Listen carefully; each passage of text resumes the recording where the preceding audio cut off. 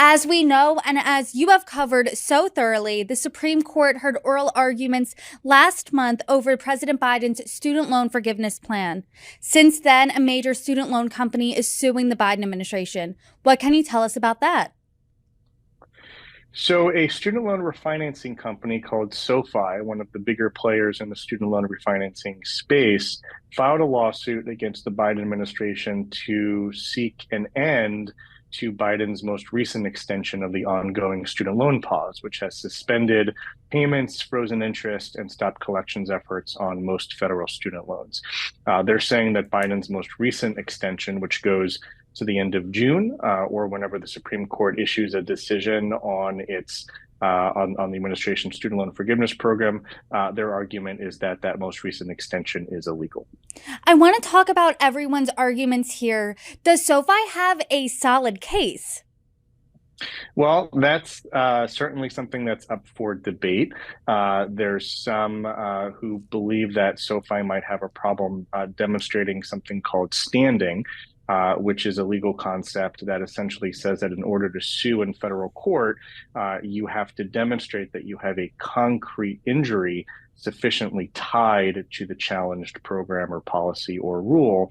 In this case, SoFi is arguing that one primary source of injury is the fact that it has lost profits because borrowers aren't refinancing their loans as much, given that interest rates on government-held federal student loans are zero and have been zero since 2020.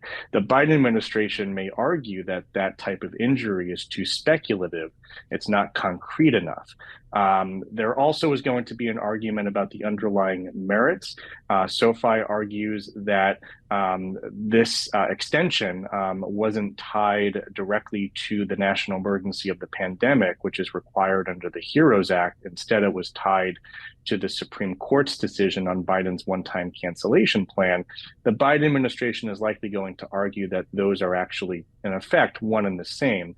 The one-time cancellation program was specifically designed, according to the administration, to address economic harm caused by the pandemic, and they wanted that relief to be implemented before payments resume. So they extended the pause in response to that relief being held up in the legal battle. How solid is the Biden administration's legal argument here? At the beginning of the pandemic, then President Trump paused the payments for the first time, and Biden has continued it. Now we're year 3, heading into year 4 of the pandemic. So what's their argument? How solid is that? It's a good question. One of the things that we heard in the Supreme Court hearing on Biden's one-time cancellation plan is that even some of the most conservative justices on the court seem to concede that the HEROES Act does confer fairly broad authority on the education department to pause payments in response to a national emergency such as a pandemic. The issue is the longer this goes on, the more tenuous the administration's justifications might become. And there was some suggestion that at some point the administration might lose that justification. I think complicating things further is the fact that the administration has indicated that they will be ending the COVID emergency in May, which may remove effectively the central justification for any further extension. Now, does that mean that this current extension is illegal? I don't know, but certainly it may remove a basis for any future extensions beyond this one.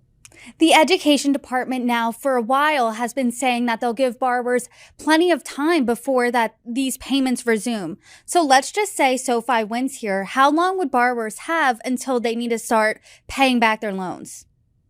It's really impossible to say, and it would really come down to when a court rules and what that ruling would be. It is very possible that if a court rules quickly in SoFi's favor and ends the pause, it could cause real problems across the board because borrowers would not have that advance notice. And also loan servicers largely are not equipped to just abruptly restart payments with no advance warning.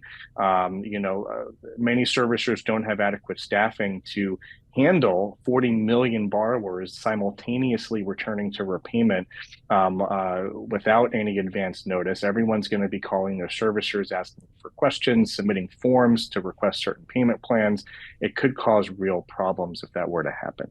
Since this is all up in the air and student loans are really in limbo, at least on the Supreme Court front and the SoFi front, how should borrowers prepare?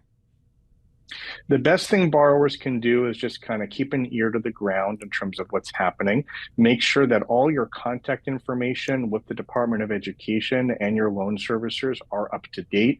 It's been 3 years since most people have had to make any payments, but a lot can happen in those 3 years.